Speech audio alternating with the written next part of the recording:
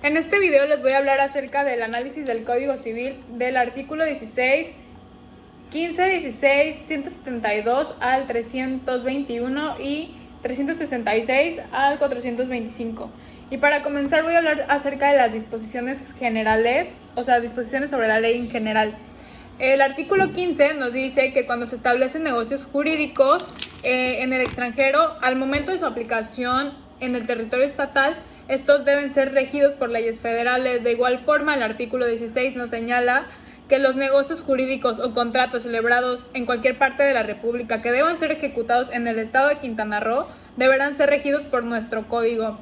La subsección segunda nos habla acerca de la interpretación de la voluntad. En caso de duda, el artículo 171 nos indica que se interpretan las cláusulas insertas en favor del otro contratante en las condiciones generales del contrato o en machotes con aprobación de la autoridad respectiva. En todo caso de que se suscite lo que ya se ha mencionado anteriormente, las cláusulas agregadas a las formas o esqueletos prevalecerán cuando fueran total o parcialmente incompatibles con las del machote, aunque estas últimas no hubiesen sido canceladas. Los contratos que se expendan en las papelerías o en cualquier otro establecimiento mercantil, las cláusulas deberán ser interpretadas a favor de la parte económicamente más débil o culturalmente más débil. Del objeto de los negocios jurídicos. En nuestro Código Civil, del artículo 179 al artículo 182, se establece que el bien que el obligado debe prestar y el hecho que el obligado debe hacer o no hacer son objeto indirecto de los negocios jurídicos. El bien del objeto del negocio debe existir en la naturaleza, ser determinado o determinable en cuanto a su especie y estar en el comercio. El hecho positivo o negativo del negocio jurídico deberá ser posible y lícito.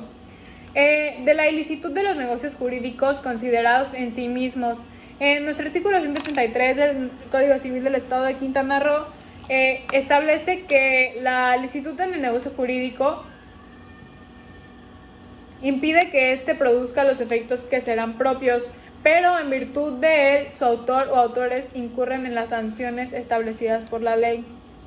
La sección cuarta nos habla de la solemnidad. En esta sección se establece que los efectos jurídicos deseados por los interesados en materia del estado civil de las personas no podrán producirse si falta el elemento esencial de la solemnidad que se requiere por la ley, pero sí se producirán solamente si falta una simple formalidad.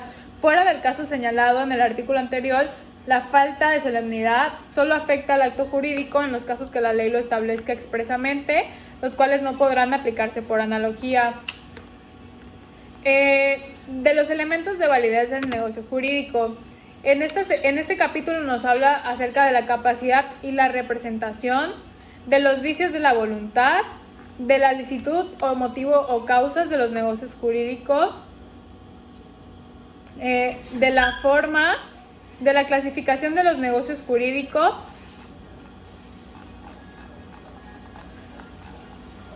y así.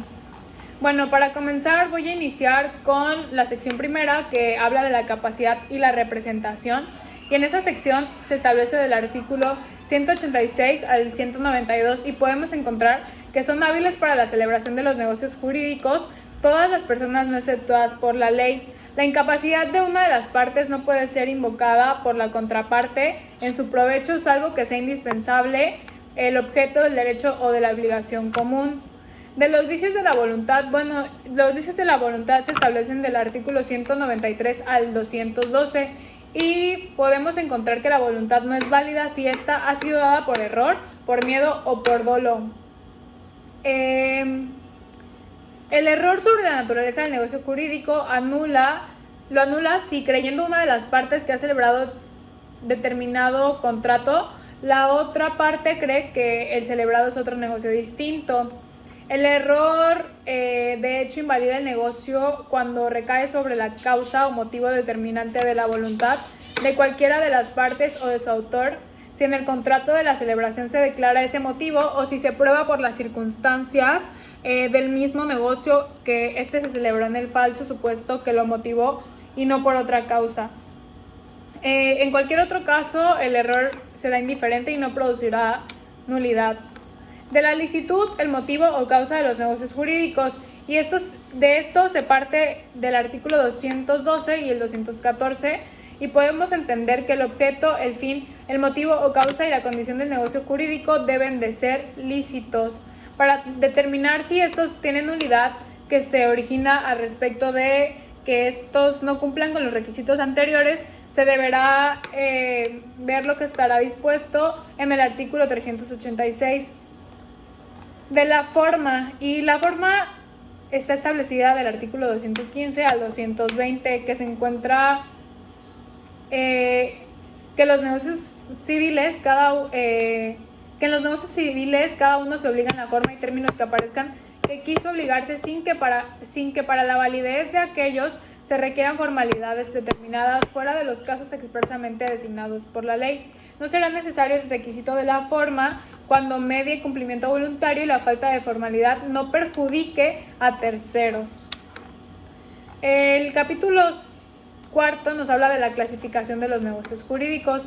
En este capítulo podemos encontrar que los negocios jurídicos son unilaterales cuando basta para realizarlos la voluntad de una sola persona, y bilaterales o plurilaterales cuando se requiere para su formación el consentimiento de dos o más partes. Son negocios jurídicos consensuales los que se perfeccionan por la sola voluntad del autor o el mero consentimiento de las partes. Son los negocios jurídicos formales los que requieren que se expresen por escrito. Los negocios jurídicos son reales cuando se perfeccionan con la entrega del bien sobre el cual recaen. Son de tracto sucesivo cuando se van realizando de momento a momento durante el tiempo de su vigencia. Los negocios jurídicos son de ejecución diferida cuando su ejecución se deja para una época o épocas posteriores. Y el contrato es oneroso, es aquel en el que se estipulan provechos y gravámenes recíprocos y gratuitos, aquel en el que el provecho es solamente para una de las partes. De los negocios jurídicos unilaterales. Las disposiciones generales. Bueno, en esta sección podemos encontrar que las disposiciones generales de nuestro Código Civil, que toda persona capaz puede obligarse por su sola declaración unilateral de voluntad, siempre que se trate de una obligación lícita y posible. De la oferta a las personas indeterminadas. En esta sección encontramos que la oferta hecha mediante la declaración unilateral de voluntad para obligarse a favor de personas indeterminadas puede referirse a todo tipo de contrato y obliga al oferente a celebrar de acuerdo con lo ofrecido, a menos que la oferta haya sido revocada. De la promesa de recompensa. Bueno, esta sección se establece del artículo 245 al 250 de nuestro código, y entendemos que por anuncios u ofrecimientos al público se compromete a alguna prestación por vía de recompensa en favor de quien llene determinada condición o desempeñe cierto servicio, contrae la obligación de cumplir lo prometido. Si la condición fuese satisfecha o el servicio señalado por el promitente fuera realizado por más de un individuo, tendrán derecho a la recompensa el primero que ejecutara el servicio o cumpliera con la condición. Si la ejecución fuese simultánea o varios llenaran al mismo tiempo la condición, se repartirá la recompensa por partes iguales, y si la recompensa no fuere divisible, se sorteará entre los interesados. Del concurso con promesa de recompensa. Bueno, en nuestro código se establece que es el requisito esencial que se fije un plazo en los concursos en que haya promesa de recompensa. De igual forma, el prominente tiene derecho a designar a la persona o personas que deban decidir, de acuerdo con los términos de la convocatoria respectiva, a quién o a quienes de los concursantes se les otorgará la recompensa. De la estipulación a favor de terceros. Esto se establece del artículo 253 al 258 y dice que nuestro código nos indica que la declaración unilateral de voluntad del prominente es una fuente obligacional de la estipulación hecha en un contrato a favor de un tercero. De la expedición de los documentos civiles a la orden del portador. Se establece del artículo 259 al 276 y podemos entender de estos artículos que puede una persona obligarse por su sola voluntad, otorgando documentos civiles a la orden del portador. De la donación por acto unilateral de voluntad. En esta sección se comprende el artículo 277 a 282 y se entiende que toda persona capaz puede por su sola voluntad unilateral transmitir gratuitamente a otra la propiedad de bienes muebles. Cuando el beneficiario se negara a recibir el bien o lo devolviere, una vez realizada la entrega, quedará sin efecto el acto dispositivo. El acto dispositivo es irrevocable salvo a lo dispuesto por este código. El capítulo 6 habla de las estipulaciones y cláusulas que pueden establecerse en los negocios jurídicos y dice que se tendrán por puestas, aunque no se expresen, las que se refieren a los requisitos esenciales del negocio y sin las cuales éste no puede existir, y las que no son de la esencia del negocio, pero sí consecuencia de su naturaleza ordinaria, se sobreentienden en este, salvo que el autor de las partes las renuncien en los casos que están permitidos por la ley. Esto se establece del artículo 283 al 299. No podrá hacerse efectiva la pena cuando el obligado a ella no haya podido cumplir el contrato por el hecho del acreedor. De los negocios jurídicos celebrados en fraude de los acreedores. Se presume fraudulento el negocio jurídico que después de contraída una deuda celebra el deudor, enajenando sus bienes, renunciando a sus derechos constituidos a favor que no sean de exclusivo goce personal, renunciando facultades por cuyo ejercicio pudiera mejorar el estado de su fortuna, pagando deudas antes del vencimiento del plazo y celebrando dentro de los 30 días anteriores a la declaración judicial de concurso convenios que tuvieran por objeto dar a un crédito ya existente una preferencia que no tiene. De la simulación de los negocios jurídicos. El caso de simulación se establece del 314 al 321 de nuestro código y nos dice que es simulado el negocio jurídico que en las partes declaran o confiesen falsamente lo que en realidad no ha pasado o no se ha convenido entre ellas. También es simulado el negocio celebrado por interpósita persona para ocultar el verdadero interesado. La rescisión de los negocios jurídicos. Bueno, esto se establece del artículo 366 en adelante y nos dice que hay rescisión por mutuo consentimiento, por incumplimiento imputable a alguna de las partes, por la realización de la condición resolutoria y en todas las demás casos establecidos por la ley. De la imposibilidad del sobreviniente. Bueno, la imposibilidad sobreviniente de ejecutar la prestación debida a todas las partes en un negocio jurídico es causa de la rescisión de este, pero la parte liberada por tal imposibilidad no podrá exigir la contraprestación y deberá restituir la que en todo o en parte ya hubiera recibido. De la excesiva onerosidad.